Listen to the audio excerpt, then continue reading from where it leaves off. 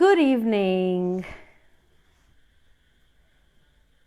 Today is day 15 of reading excerpts from the book The Untethered Soul, The Journey Beyond Yourself by Michael A. Singer.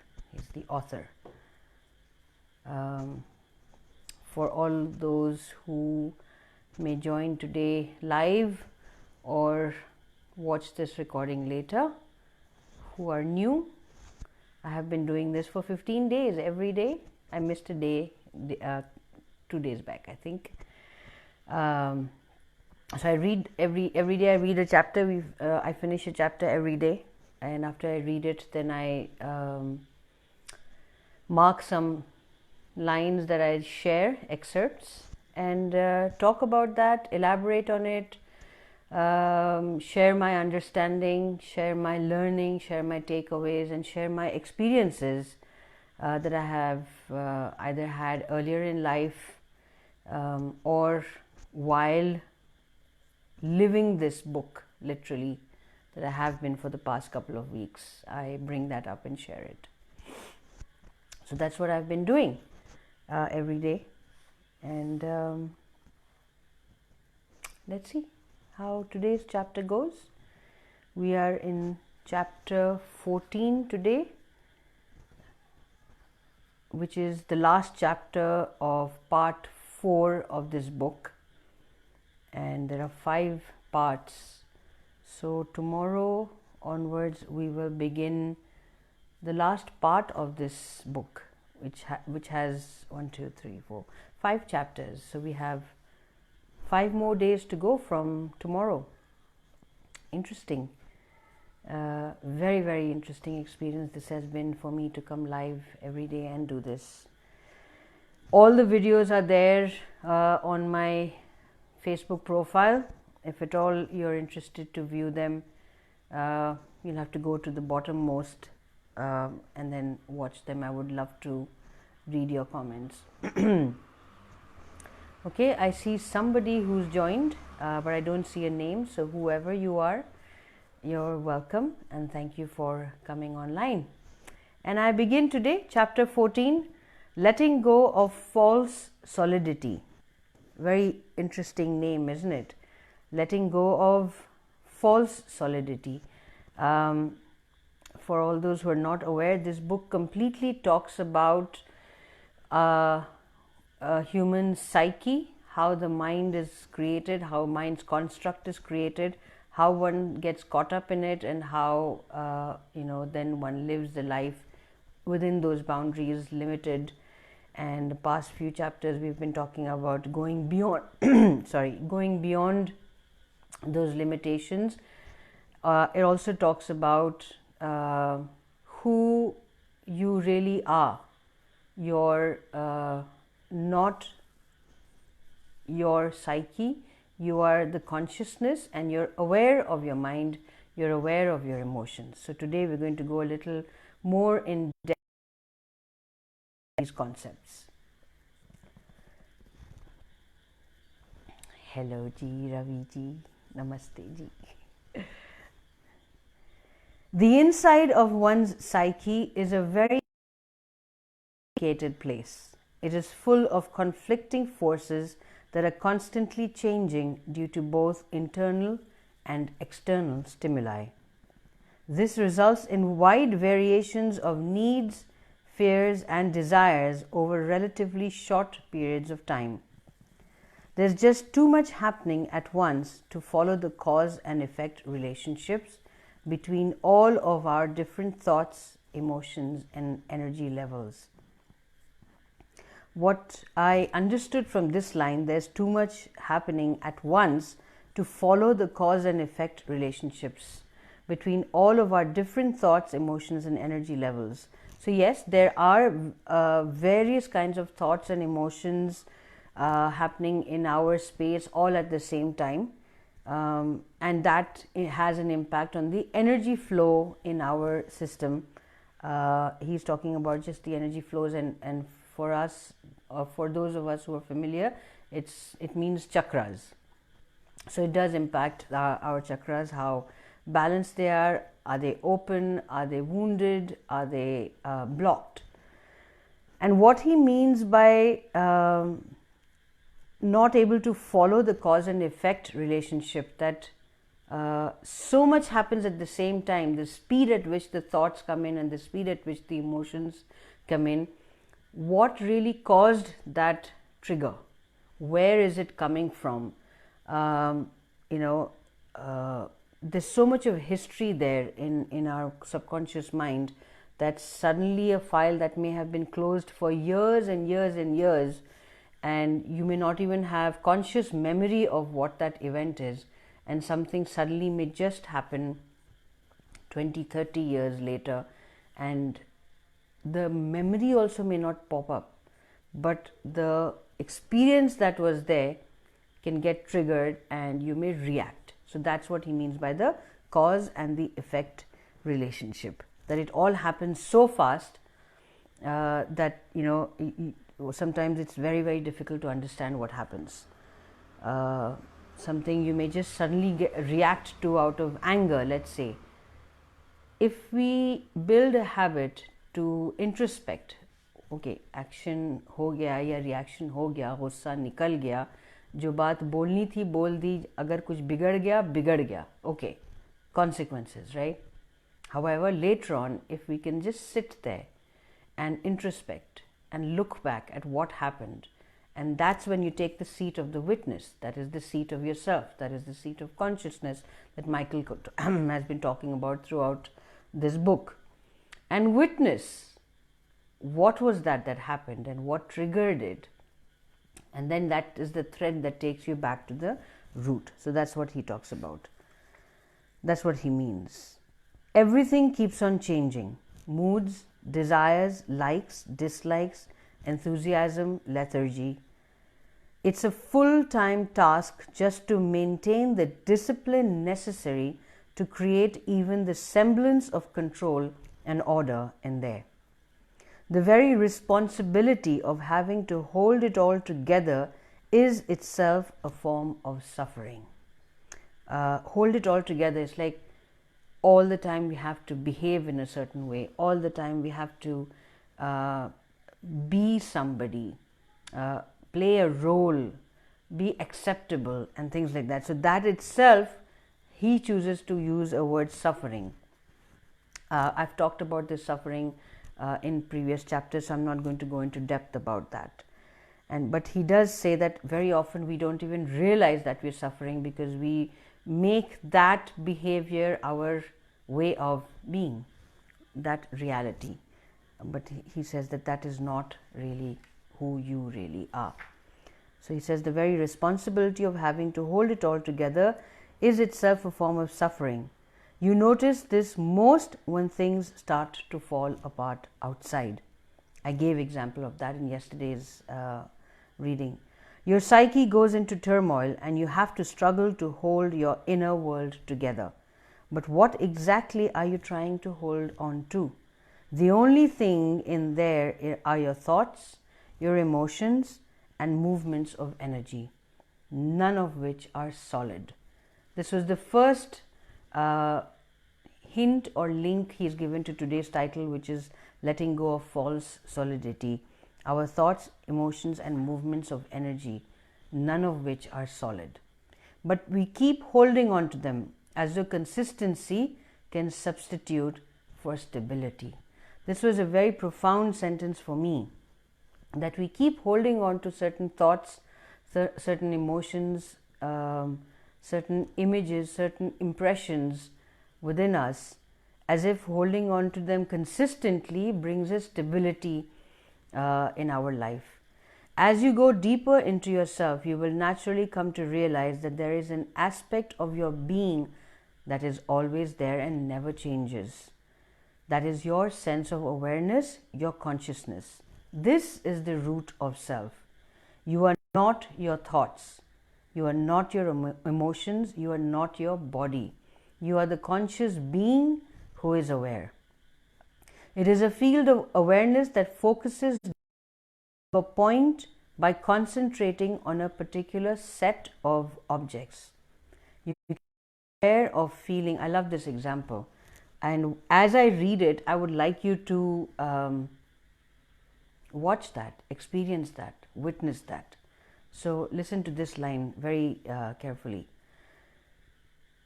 It is a field of awareness that focuses down to a point of concentrating on a particular set of objects.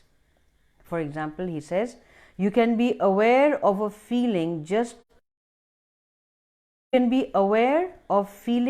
one finger, or you can be aware of feeling your at once. Try that. One finger or the entire body. Do you see that?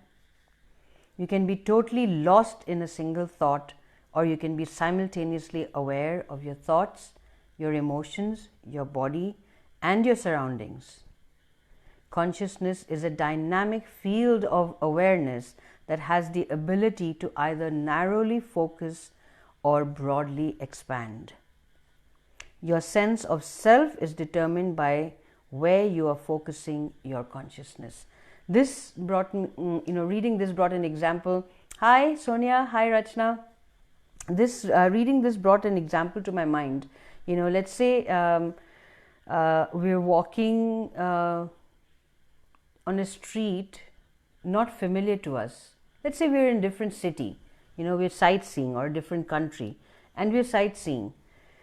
When we're sightseeing, we're looking at everything from a newness.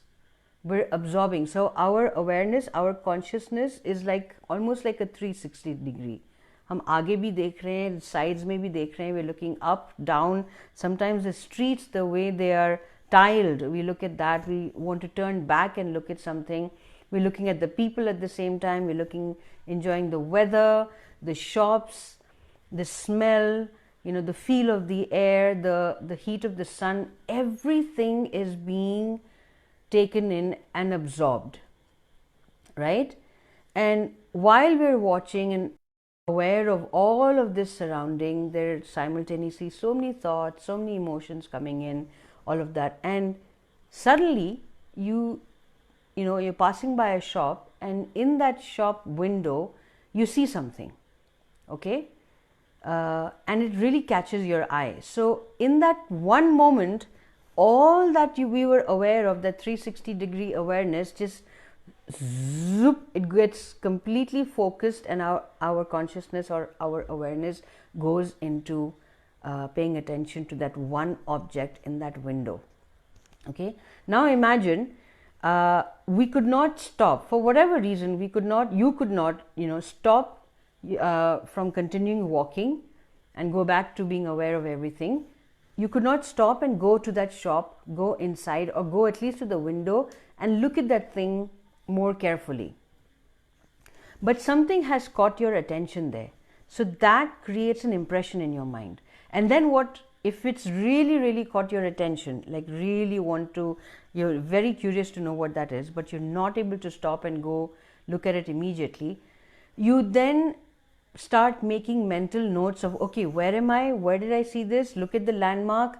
I want to come back over here. I'm going to come back over here. I want to buy that, or I want to see what that is. I'm really curious. And all this is going on in your mind in that moment, while you're continuing to walk, while the similar kind, there are people around, while the weather is still the same, while you're, still walking on that pavement where just moments ago you were appreciating the patterns on the floor, but you've passed by that shop. वो दुकान गई, वो चीज़ गई, लेकिन आपका सारा attention, आपका consciousness उसी में वहीं पे अटका रह गया, because you want to come back to it, because you liked it. Okay, now imagine कि आप वो ट्रिप में वापस भी नहीं जा सके, and then you carry that with you. है काश, है वो नहीं था, वो क्या था, and then the story just keeps building and building and building into that. So how many times do we do that on a daily basis for so many kinds of things? I'm not talking about passing by a shop and getting stuck there. I'm just saying that कहाँ हमारा consciousness एक moment में इतना expensive रहता है and एक moment में बस एक पॉइंट पे अटक जाता है, that stuck feeling. So if we take the seat of consciousness, if we say take the seat as a witness and watch ourselves doing this, right, then so much more can open up for us to know ourselves more. That's the whole thing. Get to know yourself more. The kind of time we spend getting to know a new person who comes in our life, a friend or a colleague or a boss, let's get to know this person, and it'll just, life can be so much more fun or so much easier or so much more joy. What if we can spend that kind of time and effort and energy in getting to know our true self? Who am I? What determines where you focus your consciousness? Michael says, it is simply determined by anything that catches your awareness because it stands out from the rest. Okay? The very act of differentiating the amount of awareness focused on one particular object over any other creates clinging. Because some objects remain in the consciousness while others pass through, your sense of awareness relates more to them. You use them as fixed points to create a sense of orientation, relationship, and security in the midst of constant inner change.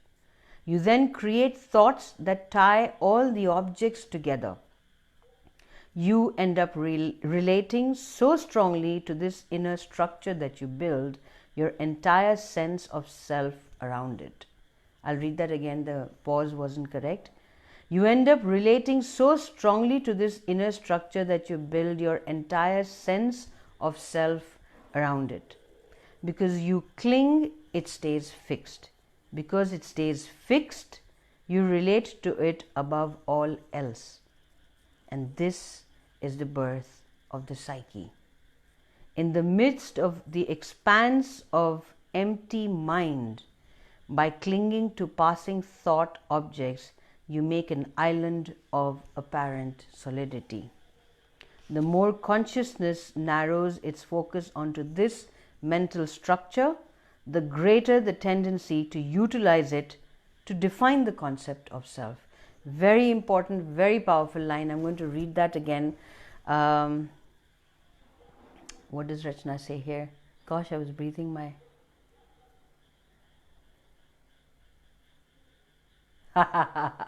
Yes, exactly. Yes.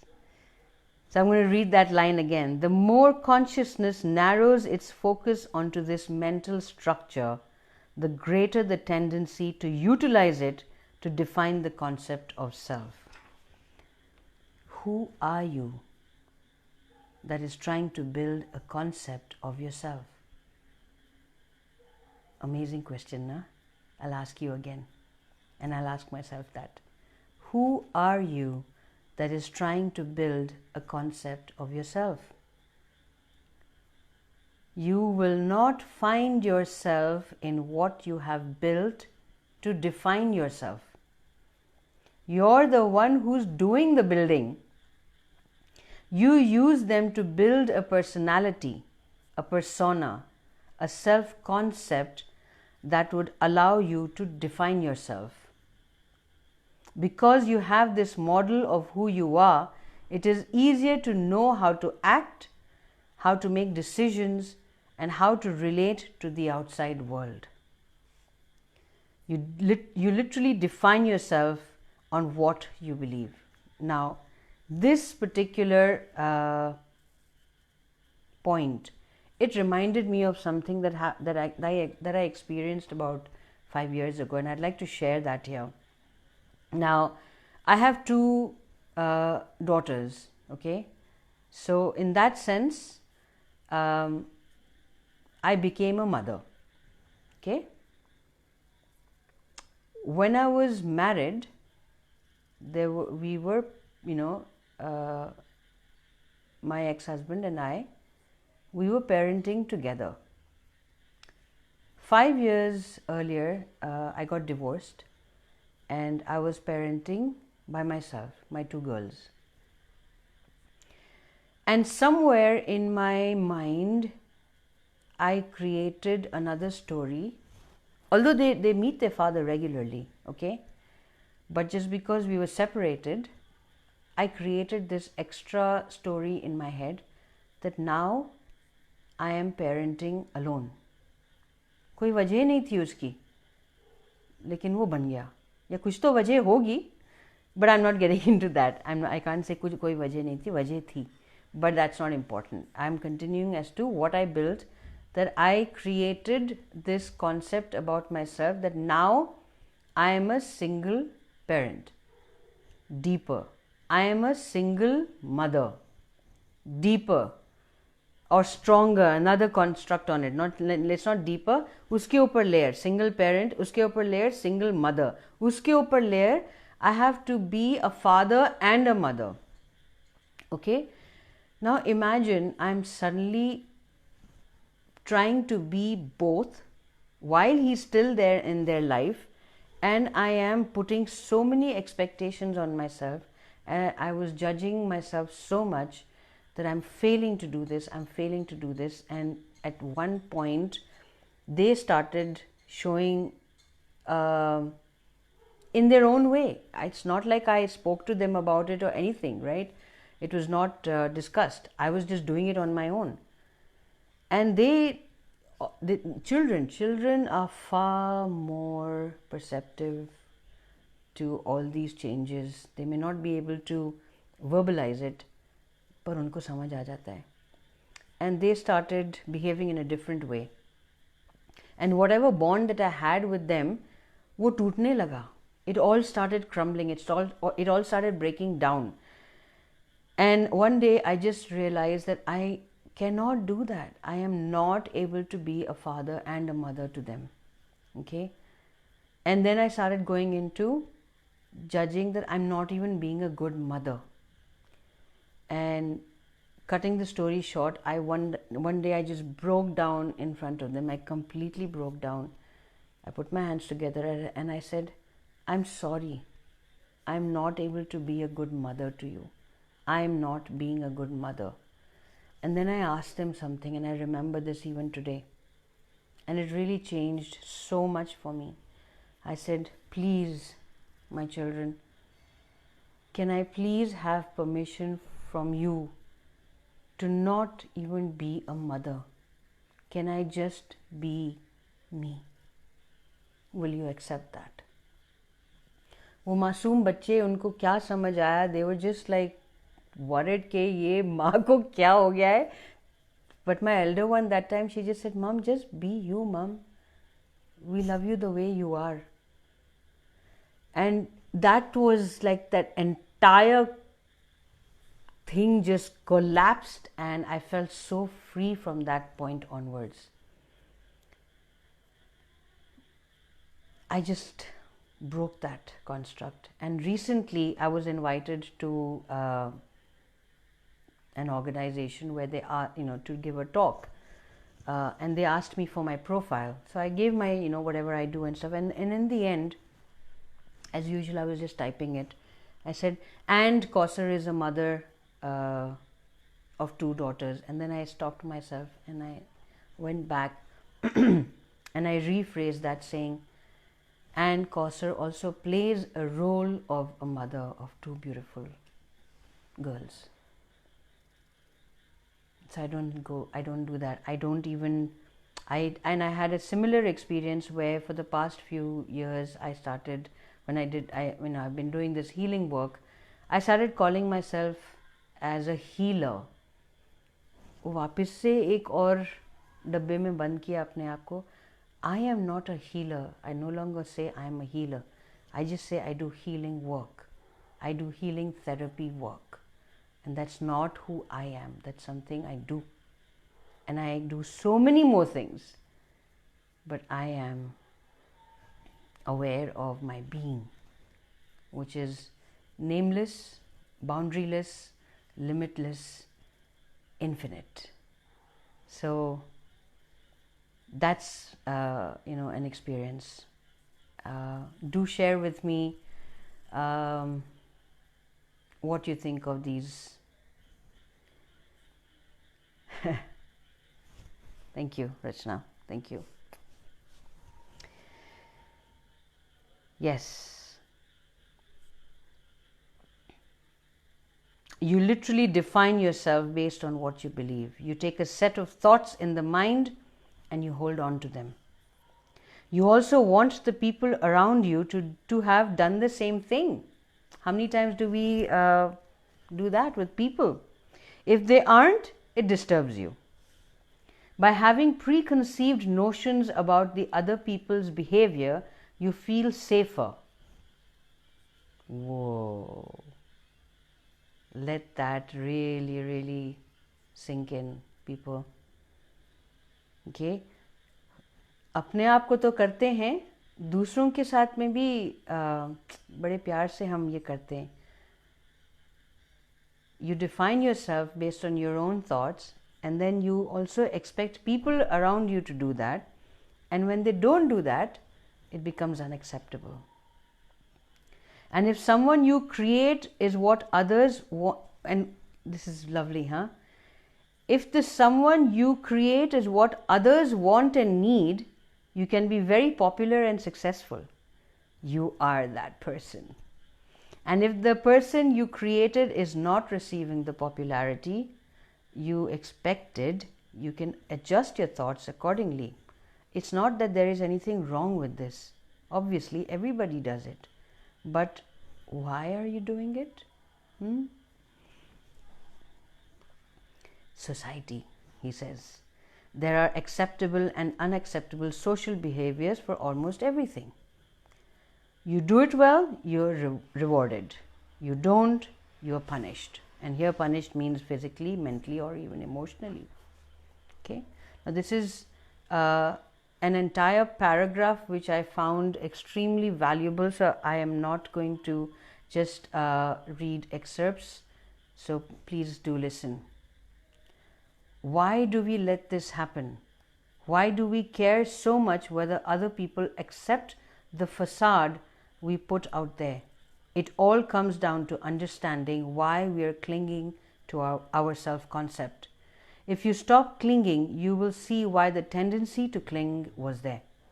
If you let go of the if you let go of your facade and don't try to trade it in for a new one, your thoughts and emotions will become unanchored and begin passing through you. It will be a very scary experience. You will feel panic deep inside, and you will be unable to get your bearings.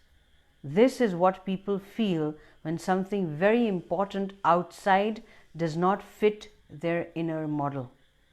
The facade ceases to work and begins to crumble. When I decided to not be a mother and just be me with my girls, trust me, I got opposition from quite a lot of people. ये कैसे बच्चों को पाल रही हो? This is not the way to bring them up. You have to be even more careful. Now you're a single mother. You can't let them do this and that to their girls and this and that, and society के सारी बातें मैंने सुनी. And बहुत हिम्मत से I stood there and trusted my knowing, and trusted the universe, and trusted the divine guidance, that I am being true to me. I am being authentic of who I am, and from that space I am being me for my children. And when they are receiving me in all of totality, then with all the mistakes and everything, I will still do that. Not because society says ye karo, ye nahi karo. So the facade ceases to work and begins to crumble. When it can no longer protect you, you experience great fear and panic. However, you'll find that if you're willing to face that sense of panic, there is a way to go past it. You can go further back into the consciousness that is experiencing it, and the panic will stop.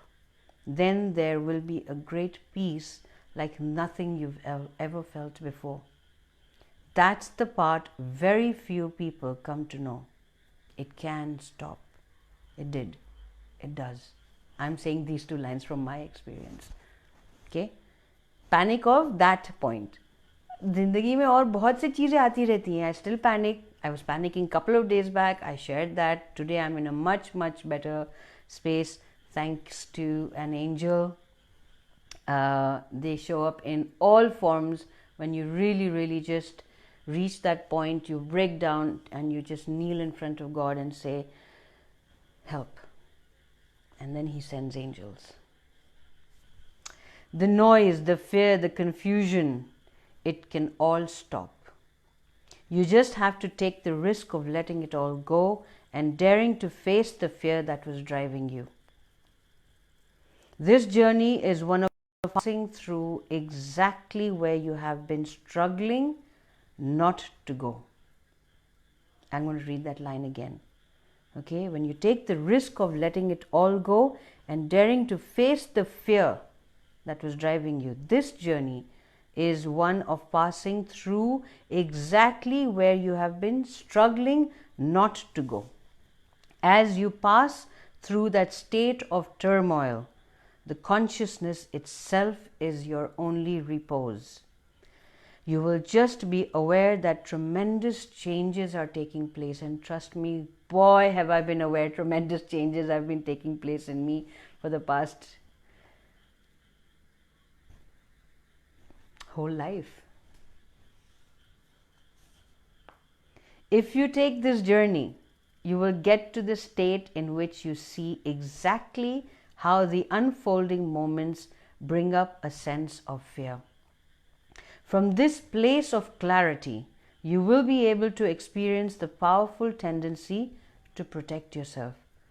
ये सुनना अभी बहुत बढ़िया चीज़ इसने कही है. I'll read that again so you have the flow. If you take this journey, you will get to the state in which you see how exactly the unfolding moments bring up a sense of fear. From this place of clarity, you will be able to experience the powerful tendency to protect yourself. But if you really want to break through, you have to be willing to just watch the fear without protecting yourself from it. It's doable. Just start once. Take that one step and look at that fear in its face. Just do it once. बहुत फर्क पड़ता है. When you look at that, it crumbles. How long have you been hiding in there, struggling to keep it all together? He asks. We have attempted to build solidity when there is none. Now we have to fight to keep it together. It's a constant struggle. The events that happen in the moment belong to the moment. They don't belong to you. Try to stop defining yourself in relationship to them and just let them come and go. When he says let them come and go, my understanding of this, when I was initially reading this, he's repeated this various times. I was like, चलो movie देखते हैं, जैसे बादल जा रहे हैं आसमान में. अच्छा ये थॉट आया, अच्छा इससे ये इमोशन आया, अच्छा यहाँ से ये ट्रिगर हुआ, ओ चला गया. So I thought चलो करके देखते हैं. Is it going to be just that watching a cloud passing by? Some experience के लिए वैसे ही था. It was just, oh okay, it came like in some videos back, or some days back, I was like, I gave that boom example where I just about managed to not let my daughter receive my reaction. तो हुआ. Some moments में वो movie बहुत slow में चलती है, तो that letting go थोड़ा टाइम लगता है.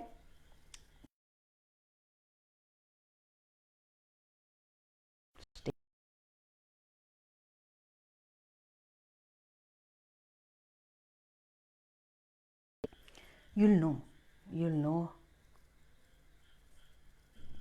when you let go. Often people ask me, but how do I let go? You know, when you are witnessing it, trust that you will know how. The how, the why, the when, these are questions the mind is asking. How do I do it? I can't do it. It's because the mind is bringing up the fear and wants to know beforehand how to do it. Karo to sahi, shuru to karo. How bhi aa jayega. Events that happen in the moment belong to the moment, don't belong to you. Stop defining yourself in relationship to them and just let them come and go. If an event happens that doesn't fit your conceptual model and you see yourself struggling and rationalizing to make it fit, just notice what you're doing. If anything can cause disturbance inside of you, it means it hit your model. It means it hit the false part of you. The only way to inner freedom is through the one who watches, the self. The self simply notices that the mind and emotions are unraveling and that nothing is struggling to hold them together. Of course, this will be painful. Like I said, I just shared. The reason you built the whole mental structure was to avoid pain. If you let it fall apart, you're going to feel the pain that you were avoiding when you built it. You must be willing to face the pain. If you were to lock yourself in a fortress because you were afraid to come out, you would have to face that fear if you ever wanted to experience a fuller existence. That fortress would not be protecting you, it would be imprisoning you. To be free, to truly experience life, you must come out. You have to let go and pass through the cleansing process that frees you from your psyche. If you want peace, joy, and happiness, you have to get through to the other side of the inner turmoil. The way out is to witness. You will not identify with anything outside the sense of self. I love this line. I absolutely love this line. It's two lines that I've picked up from his chapter. The forces of creation will create both inside and outside of you. There is no need for false solidity when you are at peace with the universal expanse of your true being. And that brings us to the end of chapter 14 and to the end of part 4 in this book. We will start part 5 from tomorrow, which is living life. And chapter 15, the name is The Path of Unconditional Happiness. So, what does Mitashi say, brave darling?